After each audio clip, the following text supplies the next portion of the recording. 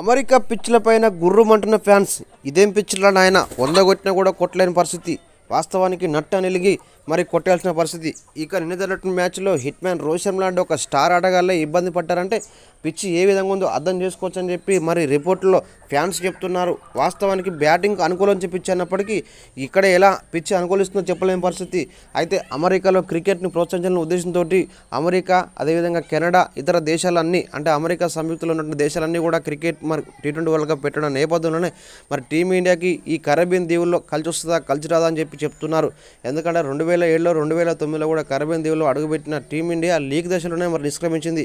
ఇక ఈ క్రమంలో జరిగిన మ్యాచ్లో పంటలు ఆడుతున్నటువంటి రోహిత్ శర్మ ఆటను చూసిన అభిమానులు ఇదేం పిచ్చిరా దేవుడా, ఇంత ఘోరంగా ఉంది, అసలు బాల్ కొడితే ఎటుపోతుంది ఏం అర్థం కాని పరిస్థితి చెప్తున్నారు. ఇక ఎలాగైనా టీమిండియా గెలిచినప్పటికీ స్టార్ ఆటగాడు రోహిత్ శర్మ అదేవిధంగా రిషబ్ పంత్ ఇద్దరు రాణించడంతో మరి టీమిండియా ఘన విజయం సాధించింది ఐర్లాండ్ పైన. ఇక యాజ్ యూజువల్గా మరి సెకండ్ ఓవర్లో వచ్చినటువంటి ఆటగాడు సూర్యకుమార్ తక్కువ స్కోర్కి అవుట్ అయినప్పటికీ శివన్ దూబే అదేవిధంగా రిషబ్ పంత్ చివరిలో మ్యాచ్ను ముగించారు. ఇక మంచి స్కోర్ సాధించినటువంటి రోహిత్ శర్మ 50 రన్స్ కొట్టి రిటైర్ హార్ట్గా వెనుక తిరగడం జరిగింది. ఏదేమైనా కూడా ఈ పిచ్ మీద ఇప్పుడు హాట్ కామెంట్గా మారని చెప్పుకోవచ్చు. వాస్తవానికి మరి బ్యాటింగ్ అనుకూలం పిచ్ల పైన ఒక్కోసారి బౌలింగ్ అనుకూలిస్తుందని చెప్పి పిచ్ల బ్యాటింగ్ అనుకూలిస్తుందని చెప్పి ఫ్యాన్స్ చెప్తున్నారు. ఇక 9వ తరగతి జరిగే మ్యాచ్లో తప్పకుండా టీమిండియా మరి ఘన విజయం సాధించాలి.